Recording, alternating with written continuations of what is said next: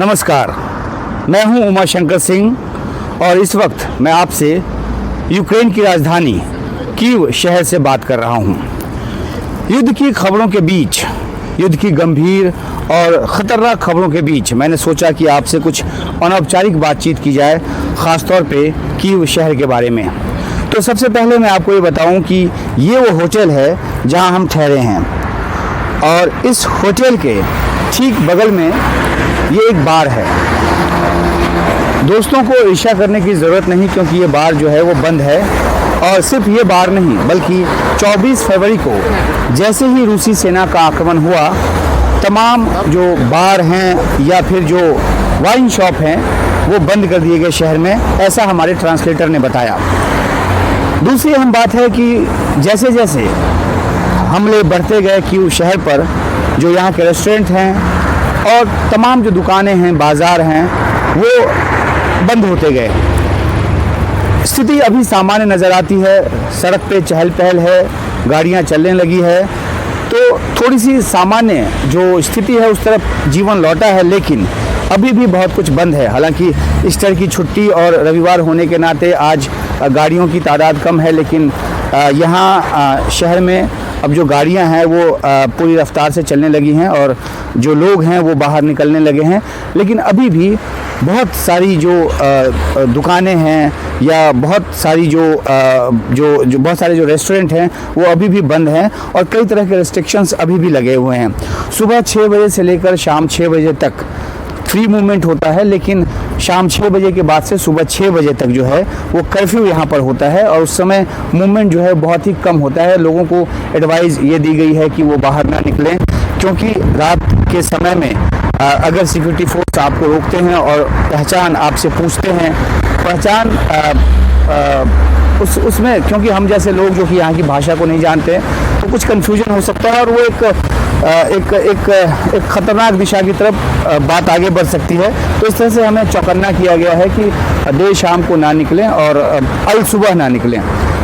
जहाँ तक कीव शहर के मौसम की बात है तो यहाँ का मौसम बहुत ही अनप्रेडिक्टेबल है। कब बारिश हो, कब गर्मी पड़ने लगे और कब जो है ठंडी हवा आपके हाड़ मांस को गलाने लगे, ये पता नहीं चलता।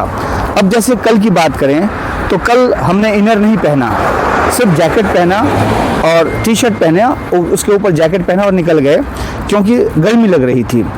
टेम्परेचर तकरीबन 16-17 डिग्री के आसपास था दिन का और हम निकल गए। लेकिन जब शूट पे गए उसके बाद थोड़ी बूंदाबांदी हो गई और बूंदाबांदी होने के बाद जो है हवा जब बहने लगी तो लगा कि गलती कर दी।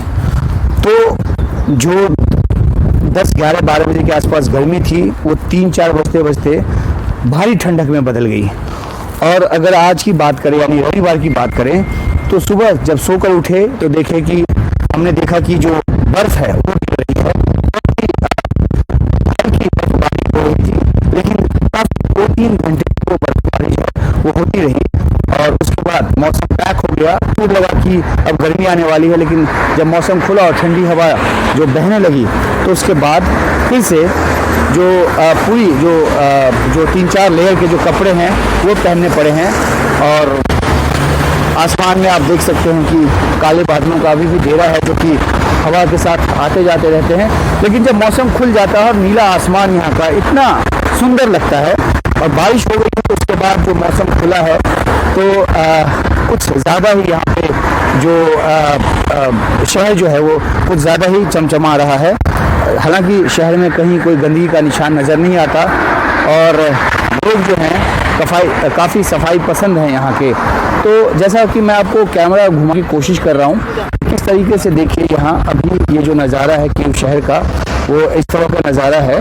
और जैसा कि मैंने बताया कि संडे होने की वजह से जो आज चहल पहल है थोड़ी सी कम है, लेकिन लोग घरों से निकल रहे हैं, अपने काम कर रहे हैं। यहाँ पे एक पास में ही एक सुपरमार्केट है जहाँ पे जो लोग हैं वो जाकर ख़रीदारी करते हैं और अपने जीवन को आगे बढ़ाने की कोशिश कर रहे हैं। लेकिन एक जो आशंका जो है लोगों के मन में वो लगातार नज़र आती है। ख़ासतौर पे पिछले 2 दिनों में 2 बार जो सायरन बजा, एयर रेड के जो सायरन है हवाई सायरन जो है वो बजे, तो उसके बाद लोगों को लगा कि शायद स्थिति उसी तरह की ना हो जाए जैसे 2 हफ्ते पहले थी। तो अब इन आशंकाओं के बीच जो है लोग अपना कामकाज कर रहे हैं। और ये देखिए, जिस सुपरमार्केट कर रहा था वो सुपरमार्केट के सामने है, जहाँ से लोग आ जा रहे हैं। सुपरमार्केट की भी जो टाइमिंग है वो 6 बजे सब कुछ बंद हो जाता है, और 6 बजे जब बंद हो जाता है तो उसके पहले ही आपको जो भी ज़रूरत की चीज़ें हैं वो लेनी पड़ती है। हम लोगों को एक स्पेशल पास जो है दिया गया है, और वो जगह जगह जहाँ कहीं भी सिक्योरिटी फोर्स के लोग हमें रोकते हैं वो उस पास के बारे में पूछते हैं। पास देखने के बाद, क्योंकि वो उस पास पे यूक्रेन की भाषा में जानकारियाँ लिखी हुई है, तो उससे हमें काफ़ी मदद मिलती है, और जो हमें फिर उसके बाद वो आसानी से आगे जाने देते हैं। तो ये एक चौराहा है, और इस चौराहे पे देखिए कि जो गाड़ियां हैं वो सलीके से आ जा रही हैं। जो रेस्टोरेंट हैं, आपको एक कॉफ़ी 365 है वो खुला नज़र आ रहा है, बत्ती वहाँ पे जल रही है, लेकिन आसपास की जो दुकानें हैं वो बंद हैं। दवा की दुकानें कुछ खुली नज़र आती हैं, लेकिन ज़्यादा बड़े जो रेस्टोरेंट्स हैं वो अभी खुले नज़र नहीं आते। एक अहम बात ये भी है कि जैसे जैसे स्थिति सामान्य होने की तरफ, तब जाकर यहाँ एक बार फिर से सब कुछ पहले की तरह ओपन होगा। लेकिन हाँ, कुछ होटल्स जो हैं जो कि पहले बंद हो गए थे वो एक बार फिर से चलने लगे हैं, और उस होटल ऐसे ही एक होटल में हम ठहरे हैं। तो एक छोटा सा हमने आपको बताने की कोशिश की कि क्यों शहर की जो हालत है अभी क्या है। और हमारे साथ हमारे कैमरा सहयोगी होते हैं जो ज़्यादातर कैमरे के पीछे होते हैं, लेकिन क्योंकि ये जो मैं रिपोर्ट कर रहा हूँ मोजो पे कर रहा हूँ, और वो हमारे साथ चहलकदमी कर रहे हैं, थोड़ा सा फ्री टाइम हमें मिला है, क्योंकि आज जो काम है वो ज़्यादा नहीं था, और हमने अपना काम जो है टीवी का वो निपटा दिया। और आपके लिए हम एक अनौपचारिक तौर पे, जैसा कि शुरू में मैंने आपको बताया वीडियो में कि अनौपचारिक तौर पे एक शहर की हालत को बताते हुए ये वीडियो लेकर आए हैं। और आपको एक बार फिर से मौसम की जो हालत है, देखिए बादलों के बीच जो नीला आसमान थोड़ा सा नज़र आता है वो कितना शानदार नज़र आता है, और जब मौसम पूरी तरह से खुलता है तो ये और भी ज़्यादा सुंदर लगता है। और ख़ास तौर पे अगर देर शाम की बात करें तो देर शाम को जो आसमान का जो नीलापन है वो इतना ज़्यादा खूबसूरत लगता है। हम भी कभी की कोशिश करेंगे।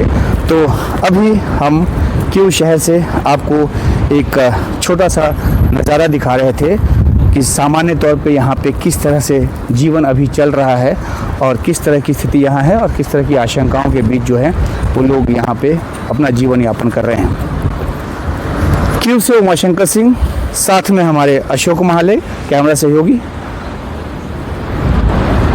एनडीटीवी इंडिया के लिए।